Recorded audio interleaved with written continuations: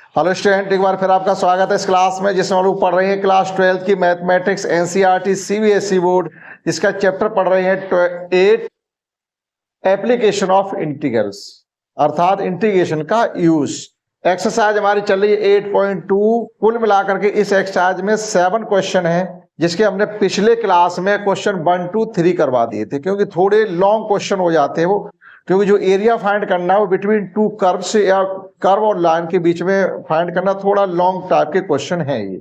अब जैसे ये क्वेश्चन हमने 4 लिख रखा है, तो जब आप किसको करेंगे तो टाइम कंज्यूम होगा, इसलिए पिछले क्लास में 1, 2, 3 क्वेश्चन ही करवाए थे। और अब कोशिश रहेगी कि इस क्लास में आपके सभी जो बचे हुए क्वेश्चन आपके हैं 4 वो कंप्लीट हो जाएं, क्योंकि 4 और 5 थोड़ा टाइम कंज्यूमिंग वाले क्वेश्चन है। शेष क्वेश्चन फिर आपके 2 ऑप्शनल है, वो आपके जल्दी और आसानी से हो जाएंगे। आइए समझते हैं क्वेश्चन 4, जिसमें हमको किसी ट्राइंगल की वर्टिसेस गिवन है, उस ट्राइंगल का हमें एरिया फाइंड करना है इंटीग्रेशन का यूज करके। तो क्वेश्चन को पढ़ते हैं। यूजिंग इंटीग्रेशन लिख दिया पहले, using integration find the area of the region bounded by the triangles whose vertices are -1, 0, 1, 3 and 3, 2। हमने यहां से पहले से ही आपका ट्राइंगल जो कैसा बनेगा उसको प्लॉट कर रखा है। जो रीजन आपको शेडेड शो हो रहा है, हमें उसका एरिया फाइंड करना है। तो इंटीग्रेशन में अलग होता है, आप अलजेब्रा में जब इसके एरिया फाइंड करेंगे तो वहां मेथड अलग है। तो देखिएगा, इसमें थोड़ा अपनी तरफ से मॉडिफिकेशन करेंगे। हम क्या करेंगे, ये जो पॉइंट बी है इसको आप यहां ज्वाइन करेंगे। ये आपका पॉइंट है 1, 0, ये है आपका 1, 0।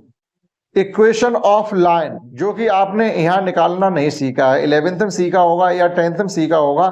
जब आपको पॉइंट गिवन हो यानी कोऑर्डिनेट गिवन हो, तो किसी लाइन का इक्वेशन कैसे फाइंड करते हैं, वो चीज आपको अगर यहां पर नहीं मालूम है तो आप ये समझिएगा क्वेश्चन भले आसान हो, आप इसका इंटीग्रेशन नहीं कर पाएंगे, क्योंकि वर्टिसेस गिवन है। हमें इंटीग्रेशन किसका करना है, इंटीग्रेशन की तो कोई कर्व या लाइन होनी चाहिए, तभी तो इंटीग्रेट कर पाएंगे। तो देखिएगा, जब हम ए बी लाइन को इंटीग्रेट करेंगे तो ए और लिमिट लेंगे -1 से 1, तो जो एरिया फाइंड होगा आपका वो होगा आपका ए बी सी। तो जो एरिया फाइंड होगा ए बी ई ए, ये कंप्लीट एरिया हमें फाइंड होगा।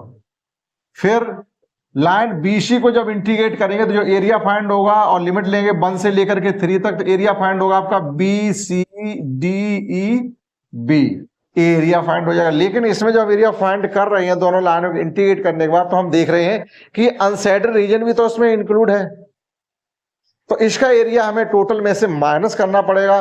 तो उसके लिए हमें लाइन ए सी को इंटीग्रेट करना पड़ेगा।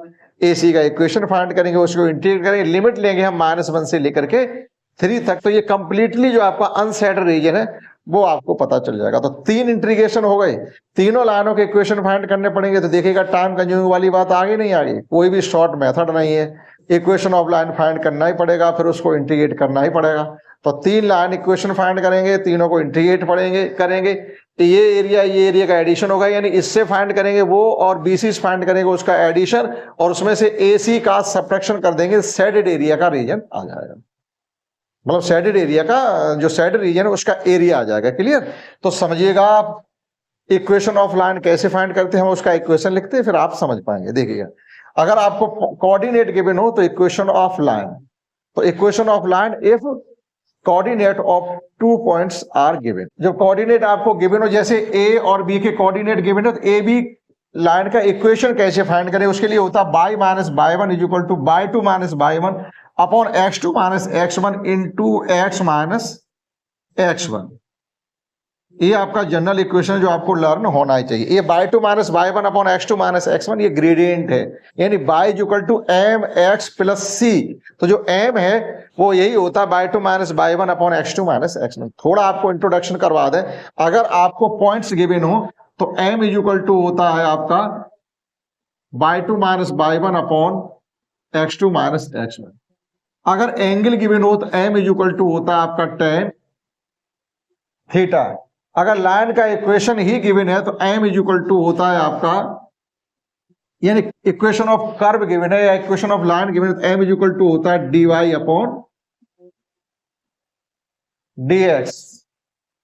और क्या बचा आपका, तीनों हो गए ये, कोई एक पॉइंट शायद और है जिससे हम m फाइंड करते हैं, ठीक। और y = अगर mx + c है तो ये कोई इक्वेशन ही गिवन है हमें लाइन का, तो y equal to M X plus C से कंपेयरिंग करके m फाइंड कर लेंगे। तो ये आपकी m है यहाँ पर। अब ये वैल्यू फटाफट पुट करिएगा, तो y माइनस y1, ठीक, ये तो जनरल इक्वेशन हो गया ना। Equation of line A B line का इक्वेशन फाइंड करने के लिए हमें क्या करना पड़ेगा, y माइनस y1 जीरो है, y2 minus y1 3 minus zero यानी 3 upon x2 minus x1 1 minus 1 यानी प्लस ये 2 हो जाएगा, और x माइनस x1 से मतलब हो जाएगा प्लस का 1। वैल्यू आप पुट कर लेंगे, ठीक। ये x1 y1, ये x2 y2 है, हमने वही वैल्यू यहां पर पुट कर दिया। तो सीधा सीधा इक्वेशन ऑफ लाइन आ गया आपका y equal to 3 upon 2 x plus 1। Area of region A B E A, यहां का तक का एरिया फाइंड कर सकते हैं केवल इस लाइन को इंटीग्रेट करके। तो इस रीजन को फाइंड करने के लिए हम क्या करेंगे, लिमिट रहेगी आपकी, लिमिट है -1 से 1, और एलिमेंट्री स्टेप भी ले लीजिएगा, ये आपकी एलिमेंट्री स्टेप है। इसको शेडेड हमने कर दिया। ये अपर साइड जिसको टच कर रही है, एलिमेंट्री स्टेप हमारी ए बी को टच कर रही है, तो ए बी लाइन के इक्वेशन को ही हमें इंटीग्रेट करना पड़ेगा, और इसको हमने मान लिया बाई 1। तो ये हो गई लिमिट -1 से 1 y1 dx, -1 से 1 y1 की वैल्यू आपकी है यहां से ही रखी हुई है 3 अपॉन 2 x प्लस 1 dx। चलिए 3 अपॉन 2 बाहर ले लीजिएगा, इंटीग्रेट कर दीजिएगा x square upon 2 plus x, limit है -1 से 1, 3 अपॉन 2, अपर लिमिट लगाएंगे, डायरेक्ट पुट करिएगा, अपर लिमिट लगाएंगे तो 1 upon 2 plus 1 that is 3 upon 2, 3 upon 2 minus, lower limit लगाएंगे तो ये 1 अपॉन 2 माइनस 1, 1 अपॉन 2 माइनस 1 यानी माइनस का हाफ हो गया, माइनस का हाफ। कुल मिला के हमारा कितना बच जाएगा, शायद अपर लिमिट हमारी लगने के बाद लोअर लिमिट सही नहीं लगी, ये हो गया 1 अपॉन 2 प्लस 1, तो 1 अपॉन 2 प्लस 1 तो हो गया आपका 3 अपॉन 2 सही है, माइनस लोअर लिमिट लगाएंगे तो ये हो जाएगा आपका 1 अपॉन 2 और माइनस का 1 दैट इज माइनस का 1 अपॉन 2, और बाहर भी माइनस है तो ये प्लस का 1 अपॉन 2 हो गया, प्लस 1 अपॉन 2। ठीक, देखो गलती हो रही थी आपकी यहां पर। तो ये हो गया आपका कुल मिला के कितना हो गया 2, तो ये हो गया आपका 3 इंटू 3 अपॉन 2 इंटू 2, 2 से 2 आपका कैंसिल हो गया, ये कुल मिला के आ गया 3 unit square. Area of A B E A हमने फाइंड कर लिया। ठीक है, इतना वर्क करना ही पड़ेगा, इतना वर्क करने से आप बच नहीं सकते, आप कितना फास्ट करें चाहे कितना भी धीरे करें, इतना वर्क करने से आप किसी सूरत से बच नहीं सकते। चलिए again equation of line BC, equation find करेंगे, एरिया फाइंड करेंगे, इक्वेशन फाइंड करेंगे, एरिया फाइंड करेंगे, ये नहीं तीनों के इक्वेशन पहले फाइंड करें फिर एरिया फाइंड करें, आप जैसे चाहो वैसे कर लो, गलत नहीं होना चाहिए।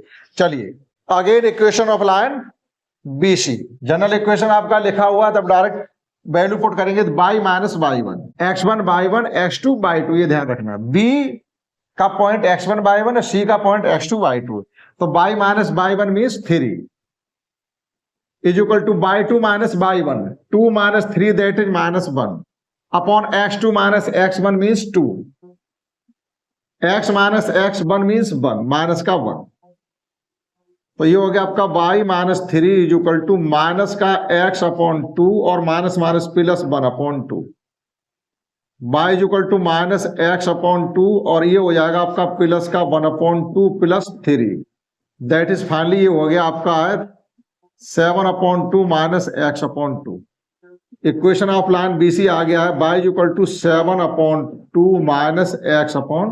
Now area of region B C D E, तो बी सी डी का हम एरिया जब फाइंड करेंगे तो लिमिट रहेगी हमारी 1 से लेकर के 3, और इसकी एलिमेंट्री स्टेप भी ले लीजिएगा, ये है इसकी एलिमेंट्री स्टेप।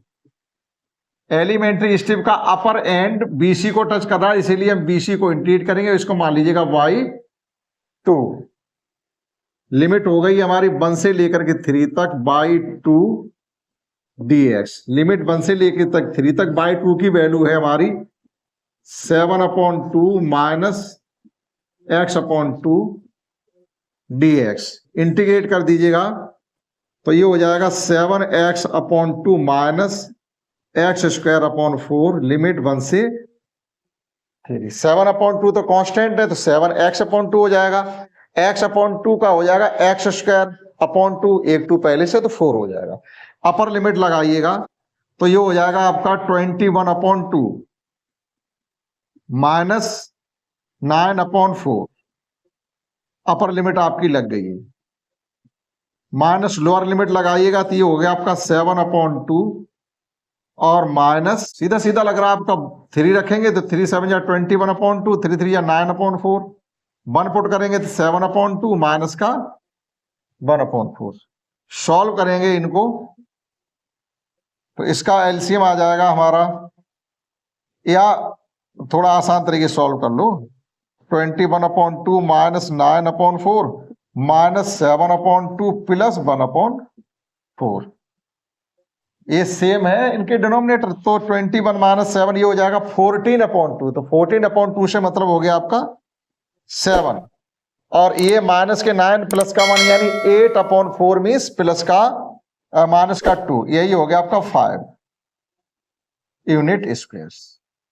ठीक, अगेन यानी बीसी का हमने इक्वेशन फाइंड किया और बीसी से जो रीजन घेरा जा रहा है ये कंप्लीट हमने फाइंड कर लिया। Again equation of line AC, तो एसी का इक्वेशन फाइंड करने के लिए हमें वैल्यू डायरेक्ट पुट कर दीजिएगा। ये है आपका x1/1 x2/2, तो बाई माइनस बाई 1 से मतलब है 0, तो केवल आपका बाई बचेगा, is equal to y 2 minus y 1, by 2 minus y 1 3 minus 0 यानी 3 अपॉन x2 माइनस x1, यहां भी आपका 3/3 हो गया। चेक कर लीजिएगा, शायद गलत हो रहा। इक्वेशन ऑफ एसी फाइंड कर रहे, एसी या सीए उससे कोई फर्क नहीं पड़ता, आप एसी फाइंड करिए चाहे सीए फाइंड करिए, हम एसी लिख दिया हमने। ठीक, तो x1/1 x2/2, by minus y 1 means 0, by minus 0 यानी बाई बचा। उसके बाद आपका by 2 minus y 1, by 2 minus y 1 यानी 2 माइनस 0, देखो गलत हो रहा था, हमने 3 लिख दिया, वैल्यू है यहाँ पर x की, बाई की रख दी x की 2, by 2 minus 2 minus 0, by 2 minus y 1 यानी 2 बचा, और अपॉन x2 माइनस x1 यानी ये हो गया आपका 4, 3 माइनस 1 और 1 भी माइनस का आया तो प्लस हो जाएगा, और x माइनस x1 से मतलब है प्लस का 1, तो finally y is equal to हो गया आपका 1/2 x प्लस 1, और यहां पर आया था 3/2। नाउ एरिया ऑफ रीजन ए, ऐसे ले लो ए डी सी ए या ए सी डी ए। ठीक, तो ए सी डी ए के लिए हम आप अब की बार लिमिट लेंगे -1 से लेकर के 3 तक, और एलिमेंट्री स्टेप आपकी रहेगी, ये हो जाएगा आपका लिमिट -1 से 3/3 dx। वैल्यू पुट कर दिएगा लिमिट -1 से 3 और 1/2 x plus 1 dx is equal to 1/2, बाहर ले लो, इंटीग्रेट कर दो, x² 2 प्लस x -1 से 3, 1/2 अपर लिमिट लगाएंगे तो ये हो जाएगा 9/2 प्लस 3 माइनस लोअर लिमिट लगाएंगे तो ये होगा आपका 1/2, स्क्वायर है तो प्लस का 1 हो जाएगा, और यहां रखेंगे तो माइनस का 1, 1/2 ये हो गया आपका है 15/2, और यहां माइनस का हाफ बचा, लेकिन बाहर भी माइनस है तो प्लस का हाफ हो जाएगा, दैट इज 1/2, और ये हो गया 16/2 यानी 8, और 8 को भी हमने इससे डिवाइड कर दिया 2 से, दिया आ गया का 4 यूनिट स्क्वायर। हमारे पास जो एरिया आए हैं, एक 3 आया, एक 5 आया, एक 4 आया, तो जो एरिया आपके इस ए बी से निकाला यानी और बी सी से निकाला वो एडिशन होगा, और उससे ए सी से जो एरिया आपने फाइंड किया वो सब्ट्रैक्ट होगा। Now area of required region that is area of said region, hence area of said region. तो सेड रीजन का एरिया फाइंड करने के लिए हमें क्या करना है, आप चाहो तो उनको A1 A2 A3 भी लिख सकते हैं, A1 plus A2 minus A3 कर सकते हैं। ठीक है, इसको आप चाहो तो A1 लिख सकते हैं, A2 और इसे आप A3 से डिनोट कर सकते हैं। तो A1 plus A2 minus A3, A3 means है अनसेडेड रीजन, जो कि आपका पहले से इंक्लूड चल रहा है, तो उसे हटाइएगा। तो ये 3 प्लस 5 माइनस 4, ये हो गया आपका 8 minus 4 is equal to 4 unit square. आप आंसर इसका मैच कर सकते हैं, 4 यूनिट स्क्वायर। इतना वर्क है, आप इसको कंप्लीट किए हुए बच नहीं सकते, आपको इतना करना ही पड़ेगा। ठीक है, ये आपको मालूम होना चाहिए, नहीं मालूम था तो आज मालूम कर लीजिएगा। अगर किसी लाइन के कोऑर्डिनेट एंड पॉइंट्स के गिवन हो तो इक्वेशन ऑफ लाइन कैसे फाइंड करते हैं, ये हमने मेन जो आपका था जानकारी के लिए ये था। इस प्रकार से हमने जो पहले रीजन फाइंड किया ए बी ई ए, इसमें आपका ये अनसाइडेड भी आ गया। फिर रीजन फाइंड किया हमने B C D E B, इसमें ये अनसाइडेड आ गया। फिर हमने रीजन फाइंड टोटल अनसाइडेड का ही फाइंड किया, तो A1 plus A2 minus A3 करने पर आपका सेड रीजन का एरिया फाइंड हो गया। ठीक, तो ये था क्वेश्चन 4, आप नोट कर सकते हैं, समझते हैं। Next question 5th same category का है, वहां इक्वेशन ऑफ लाइन फाइंड किए, अब की बार इक्वेशन ऑफ लाइन आपको गिवन है। Let's understand next question, that is question number 5, in which we have given that using integration find the area of triangular region whose sides have equation, जिसके sides के equation y equal to 2x plus 1 है, y equal to 3x plus 1 है और x equal to 4 है। जो हमने question 4 में किया था, वर्टिसेस गिवन थे, इक्वेशन ऑफ लाइन हमने फाइंड किए थे। अब इसका अपोजिट है, यहां पर आपको इक्वेशन ऑफ लाइन गिवन है तो आपको वर्टिसेस फाइंड करने पड़ेंगे। अगर वर्टिसेस फाइंड नहीं करोगे तो लिमिट क्या रहेगी आपकी, फिर केवल इक्वेशन ऑफ लाइन से ही काम नहीं चल जाएगा। तो वर्क उतना ही है यहां पर भी। देखिएगा, we have given equation of line of a triangle. तो गिवन इक्वेशन ऑफ लाइन क्या है, y equal to 2x plus 1 है, और सेकेंड इक्वेशन ऑफ लाइन है y equal to 3x plus 1, y equal to 3x plus 1, और एक है x equal to 4। आप नंबर दे सकते हैं इनको, ये इक्वेशन फर्स्ट, इक्वेशन सेकेंड और इक्वेशन थर्ड। फर्स्ट सेकंड को सॉल्व करेंगे तो फर्स्ट सेकंड लाइन के कटिंग पॉइंट आ जाएंगे, सेकंड थर्ड को सॉल्व करेंगे तो इसके कटिंग पॉइंट आ जाएंगे, थर्ड और फर्स्ट को सॉल्व करेंगे तो उसके कटिंग पॉइंट आ जाएंगे। ठीक है, तो उस ट्रायंगल के वर्टिसेस फाइंड करने, अभी हमें ट्रायंगल का प्लॉट करना पड़ेगा। तो कैसे प्लॉट करेंगे ट्रायंगल, आप चाहो तो डायरेक्ट लाइन को भी कर सकते हैं, लेकिन यहां पर एक्यूरेट तो नहीं बन सकता। अभी आप लाइन फर्स्ट को प्लॉट करिएगा, तुरंत कर सकते हैं। अगर x इक्वल टू 0 पुट करें तो y इक्वल टू 1 आ गया, और y इक्वल टू 0 पुट करने पर x इक्वल टू माइनस का 1/2 आ गया। पॉइंट मिलेगा आपको, x और y एक्सेस पे कटिंग पॉइंट। इसी प्रकार से इसका मिल जाएगा, x इक्वल टू 0 पुट करने पर y इक्वल टू 1, और y इक्वल टू 0 पुट करने पर x इक्वल टू माइनस 1/3। यहां भी मिल गया, और x इक्वल टू 4 ये है ही आपका। हम सबको ज्वाइन कर देंगे, ट्रायंगल बन जाएगा। लेकिन ट्रायंगल पर भी कुछ पॉइंट ऐसे होंगे जो हम ग्राफ पेपर पर तो एक्यूरेट फाइंड कर सकते हैं, लेकिन यहां हमारे पास ग्राफ पेपर नहीं है, इसलिए आपको सॉल्व करने पड़ेंगे। देखिएगा, from first and first second को सॉल्व करने के लिए हम क्या करें, आपस में इक्वल पुट कर दें, यानी 3x plus 1 is equal to 2x plus 1, 1 से 1 कैंसिल हो जाएगा, 3x minus 2x is equal to 0, that is यहां से आपका x इक्वल टू 0 आ गया। ठीक, जब x इक्वल टू आप 0 कहीं पर भी पुट करेंगे तो y इक्वल टू क्या आ गया, 1। तो यहां से आपका एक पॉइंट निकल के आ गया है 0,1। ठीक, यानी ये लाइनें आपस में 0,1 पर कट करेंगे। Again from second and third, और सेकेंड एंड थर्ड बहुत आसान है, केवल x की वैल्यू यहां पुट कर देंगे, x इक्वल टू 4 है ही, तो डायरेक्ट पॉइंट लिखिएगा, कुछ भी सॉल्व करने की जरूरत नहीं। 1.4 गिवन है ही, और ये आपका पॉइंट आ गया 13। ठीक, again from third and first. अब थर्ड एंड फर्स्ट में भी चलिए, x की तो वैल्यू 4 है ही, और जब 4 हम यहां पुट करेंगे तो ये हो जाएगा आपका 0.9। आपके पॉइंट तीनों ही पता चल गए। अब इन पॉइंट्स को आप प्लॉट कर लीजिएगा, आपका ट्रायंगल मिल जाएगा। देखिएगा, तो ये आपका ट्रायंगल प्लॉट किया जाएगा। जब हमने पॉइंट फाइंड किए, उन सभी पॉइंट्स को आप प्लॉट करेंगे यहां पर। तो यहां तक हो गया, लेकिन आपको ये लाइन आगे तक ले जानी पड़ेगी। तो किसी एक को देख लीजिए, जैसे यही देख लीजिएगा, y इक्वल टू आप 0 पुट करेंगे, x इक्वल टू माइनस का 1/2, तो माइनस 1/2 0 हो गया, और ये पॉइंट है आपका 4,0। तो एक लाइन आपकी ये है, ये कौन सी लाइन है वो समझ लीजिएगा आप। जब हमने x इक्वल टू 0 पुट किया है तो y इक्वल टू आपका 1 आ रहा है, और इसमें भी आपका y इक्वल टू 1 आ रहा है। ठीक है, तो हमें ये देखना पड़ेगा ए बी लाइन कौन सी है, ए बी सी, और x इक्वल टू 4 ये लाइन आपकी सीधी सीधी जा रही है। ठीक, तो दो लाइनें आपकी, एक ये फर्स्ट है और एक ये सेकंड वाली लाइन है। तो ये देख लीजिएगा ये लाइन कौन सी, ये वाली ए बी कौन सी है और ए सी कौन सी है, ये क्लियर करना पड़ेगा। ठीक है, क्योंकि अलग अलग रीजन उनके द्वारा घेरे जा रहे हैं। तो जब हमने x की वैल्यू इसमें पुट की, ये 13 आया, ये है 13 आपका, ये 13 आ रहा। इसका मतलब ये ऊपर वाली लाइन y इक्वल टू है आपकी 3x प्लस 1, और ये वाली लाइन है y equal to 2x plus 1। Elementary step इस प्रकार से बना लीजिएगा, एक ये और एक ये, क्योंकि हमें जो रीजन बताना है वो शेड रीजन बताना है, ना कि अनशेडेड बताना है।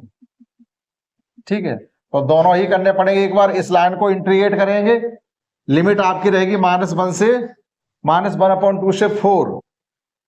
ठीक है, फिर आपकी लिमिट रहेगी -1/2 से 4 ही ले लीजिएगा, या यहां से ले लीजिएगा 0 से।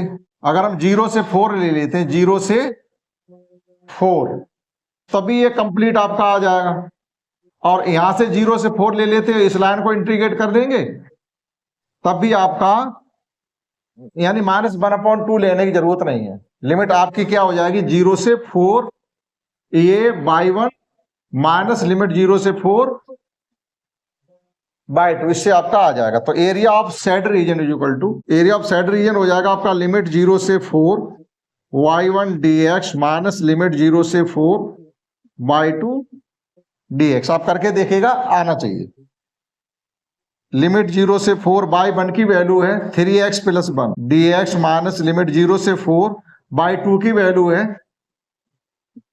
2x plus 1 dx। इंटीग्रेट कर दीजिएगा इनको, तो ये हो जाएगा आपका 3x square upon 2 plus x limit 0 से 4 माइनस 2x स्क्वायर अपॉन 2, तो 2 से 2 कैंसिल हो जाएंगे, डायरेक्ट x स्क्वायर लिख दो प्लस x लिमिट 0 से 4। अपर लिमिट ही लगेगी, लोअर लिमिट आपकी 0 हो रही है।